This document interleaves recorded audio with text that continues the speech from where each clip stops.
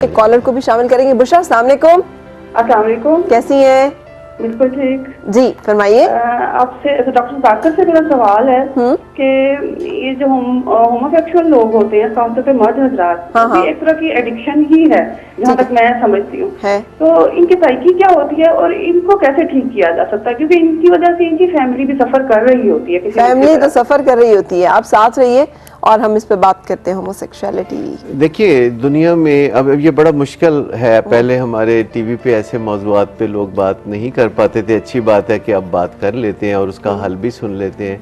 तो मैं आपको बताऊं कि ये एक ऐसी बीमारी है जिसमें एक माइंड सेट होता है, जो कि बहुत ही थोड़ी तादाद होती है जिनमें ये होमोसेक्सुअलिटी का रुझान होता है। तो इसमें अनफॉर्चुनेटली अभी तक इस मसले का कोई ऐसा हल नहीं निकला कि हम किसी को इस चीज़ से बाज रख सकें। अच्छा, जब हम किसी को इस चीज़ से बाज नहीं रख सकते, बहुत सारी ऐसी चीज़ें, इसलिए तो अल्लाह ताला ने उल्टा के ऊपर से धड़ल करके नीचे फेंका था। अगर हल होता तो अल्लाह ताला हल कर लेता, क्योंकि उसके पास तो सारे हल हैं। सारी आपको बात अजीब सी लगी होगी, लेकिन मुझे ये बात ऐसी लगती है कि जिस मसले पर उसने कौमों को बर्बाद कर दिया है ना, वो मसला इतना अहम है कि उसका कोई इलाज नहीं। उसका इलाज यही है कि देखिए, जैसे कई दफ़ा आपने देखा होगा कि कई लड़कों में जनानापन होता है जो उनके घर वाले बर्दाश्त नहीं करते, और इन्हीं में फिर सेक्सुअलिटी के डेवलप हो जाती पहले से ही होती है। ये वो लोग हैं जिनका माइंड सेट कुछ इस तरीके का होता है कि ये इनको अभी बदलने का कोई तरीका दुनिया में इजाद नहीं हुआ, लेकिन हार्म रिडक्शन के बहुत तरीके हैं। मसलन ऐसे लोगों को घर वाले बाज़-औक़ात इतना नुक्ताचीनी का या सख्ती का निशाना बनाते हैं कि वो घर छोड़ के सड़क पे आ जाते हैं। एक दूसरा रवैया भी होता है डॉक्टर साहब। माँ और बहनें पता होता है उन्हें पर्दे डालती रहती हैं, एक दूसरी लड़की की जिंदगी बर्बाद कर देती हैं। आपको पता है आपका बेटा जो है वो नहीं है इस काबिल को एक अज़दवाजी रिश्ता, सिर्फ इस चक्कर में चलो 2 बच्चे तो पैदा हो जाएंगे ना, बाकी भाड़ में गई उस लड़की की जिंदगी और उस बच्चों की जिंदगी क्या होगी।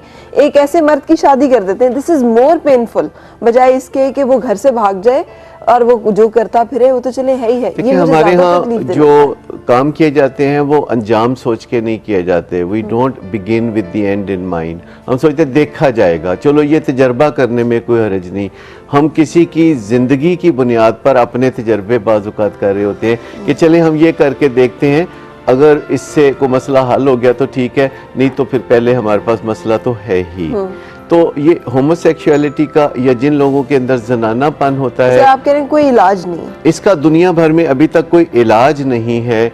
लेकिन हार्म रिडक्शन पे आप बहुत काम कर सकते हैं। आप इसे प्रमोट नहीं कर सकते, आप इसे सपोर्ट नहीं कर सकते, लेकिन आप ऐसे रवैये ज़रूर इख्तियार कर सकते हैं कि जिससे इससे निकलने वाले नुकसानात का इजाला हो जाए या नुकसानात कम हो जाए।